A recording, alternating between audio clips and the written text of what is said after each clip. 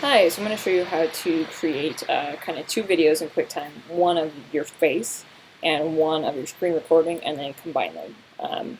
So to launch QuickTime, I'm going to go over here and type into Spotlight and type QuickTime. Should open up QuickTime. You'll see the Finder has changed there. For a new screen recording, we'll go File, New Screen Recording.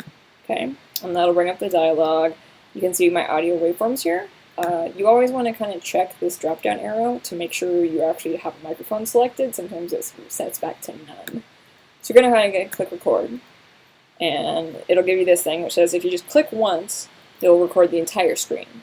If you drag and select a specific area, you'll only record that part of the screen. So I'm just going to click once here. And now I'm recording my screen in QuickTime. So I can go up, open my media, look at whatever I'm going to look at. And we can go through here, whatever we want to do. Okay.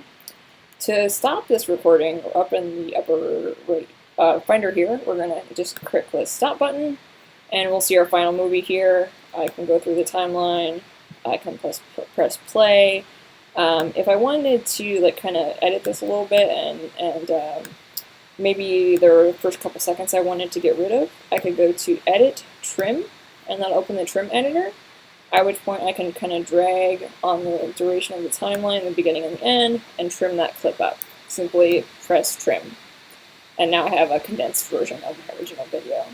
We'll go ahead and save this, and we're going to save it as video or screen 1 on the desktop. Okay, you do want to save this because you'll need to have all your different pieces you're going to join together saved separately before you can join them as one piece. I'm going to go ahead and close that now. For the next part, it won't actually let me record video of myself in two places at one time because I only have one camera. So what I will tell you I'm going to do, and then there'll be a little bit of a lag, is to go File, New Movie Recording. I will also get this drop-down arrow to select my camera and my microphone, and then I'll be able to hit the record button to start, and I'll get a countdown. So in a minute, you'll see me in that. Hi, so I've used the drop-down arrow to select my source here, my microphone and my camera in QuickTime, and now I'm recording a movie of myself. When I'm ready to finish recording, I'm simply going to press the stop button and then save this movie to my desktop. Again, I can also trim. Hi, so now I have my finished movie that I recorded of myself in QuickTime here, and I can play, do whatever I want to do. Say I want to trim in QuickTime, I can go to Edit Trim, take a little bit off the beginning, take a little bit off the end, and go ahead and click Trim. I'm going to save this piece now because this would be the video, and I'm going to save this to my desktop, video, and it's the second piece, so I'm going to say 2, save, okay? So now you can see that I have my screen 1 video that I did of the screen recording and the video 2 components. So what I'm going to do is just open the first one. Again, it'll open in QuickTime, and to join the clips together, I'm going to go Edit, Add Clip to End, and it'll let me browse to wherever my other video is, which is video 2. That's right there. Check out this timeline here. Right now we're just looking at the screen 1 recording. So when I click Choose Media, you'll see we'll get 2 sections. So now there's this section here of this video, and then the video of the screen of me, right?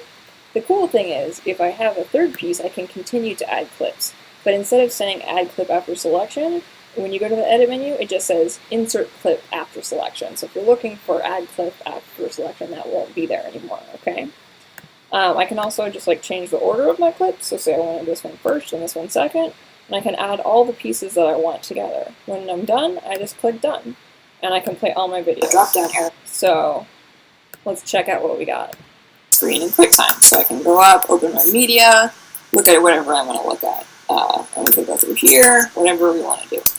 Okay? To stop this recording, we're up in the upper right. Hi, so I've used the drop-down arrow to select my source here, my microphone and my camera. Alright, so that's our video. It's a little bit funky, but I think you get the picture for the meantime. I'll work on a better version of this for the future. Now that I have my final composite video, again, it's weird because sometimes it doesn't let you save.